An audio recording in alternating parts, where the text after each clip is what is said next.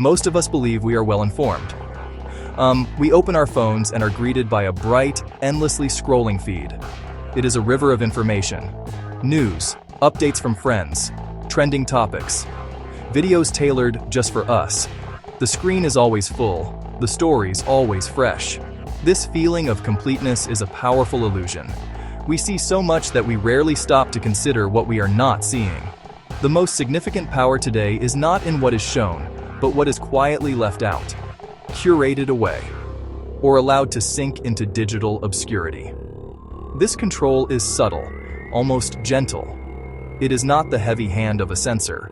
Instead, the quiet, mathematical precision of an algorithm deciding one story is slightly more engaging than another. It is the business logic that prioritizes content that keeps users scrolling for just one more second. The result is a carefully constructed reality, a version of the world that feels comprehensive but is, in fact, highly edited and partial. What is absent from our feeds? Stories that don't provoke a strong reaction. Perspectives that don't fit a popular narrative. The quiet truths that don't go viral. Shape our understanding just as much, if not more, than what is present. This is the central paradox of our information age. We have access to more information than ever before, yet our window onto that world is increasingly narrow. The platforms we rely on do not just deliver content, they actively shape our perception. They make millions of tiny, automated decisions about what is worthy of our attention.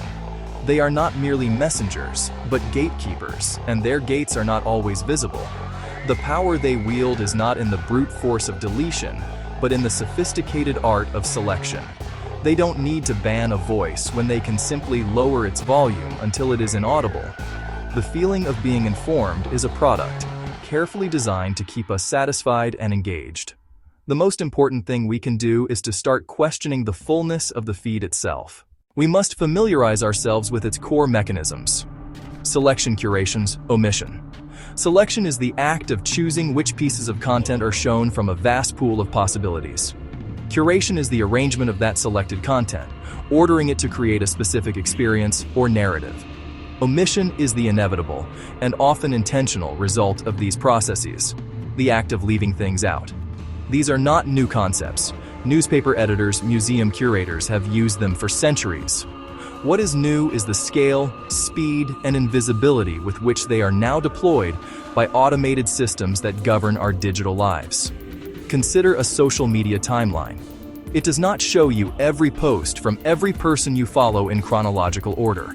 Instead, an algorithm selects and curates a feed designed to maximize your engagement.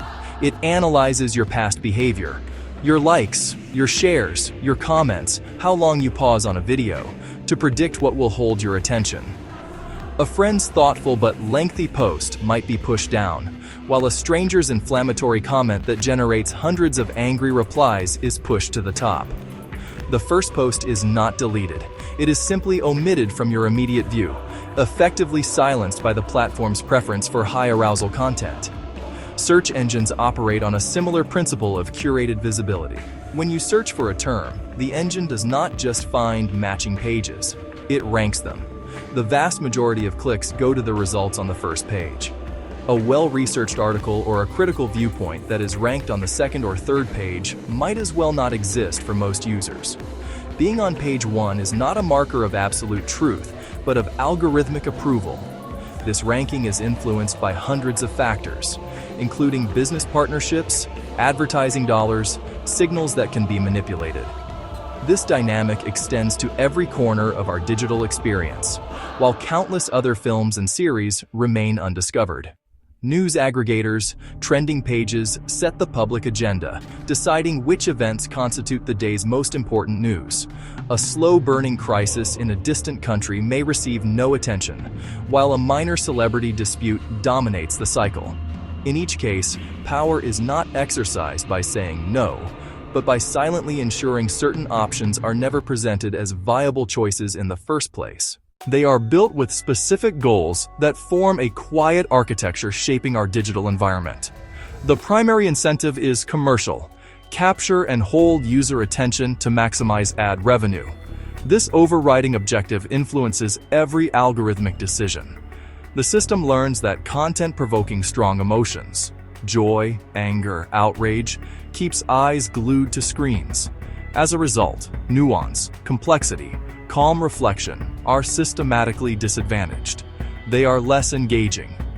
A sensationalized headline travels further and faster than a carefully qualified one. A short, dramatic clip taken out of context is likelier to go viral than a long-form documentary. This is not a conspiracy. It's the logical outcome of optimizing for clicks and shares. Platform rules and policies, framed as safety and civility, can have unintended consequences. Vague or uneven policies can suppress legitimate expression, especially from marginalized communities or dissenting voices, more likely to be flagged by automated systems or bad faith actors. A post about surviving trauma might be hidden for being graphic, while slick propaganda that avoids keywords sails through. The absence of that post is a form of control. When an algorithm consistently deprioritizes certain perspectives, it can effectively erase them from the public conversation. Important but unsensational issues get almost no reach because they lack the triggers required to move the feed. Meanwhile, a handful of accounts skilled at generating outrage can dominate the narrative, creating the false impression of a widespread consensus. Visibility is converted into perceived legitimacy, and its absence is interpreted as non-existence. Recommendation engines shape culture. What is promoted collects more views and is promoted more, while the equally compelling but unseen is treated as inferior by virtue of invisibility.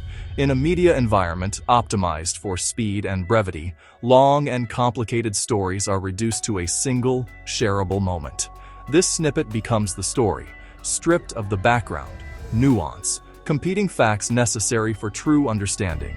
Its absence fundamentally changes meaning, driving misjudgment, polarization, a public sphere that runs on reaction rather than reflection. In this new landscape, the unseen carries as much weight as the seen. Control is exercised not through loud commands, but through the silent structuring of our environment. By controlling what people are able to find, see, share, platforms control the boundaries of their perceived reality. You do not need to build a wall if you can convince them there is nothing outside the door. The first and most crucial step is to abandon the illusion of the full feed.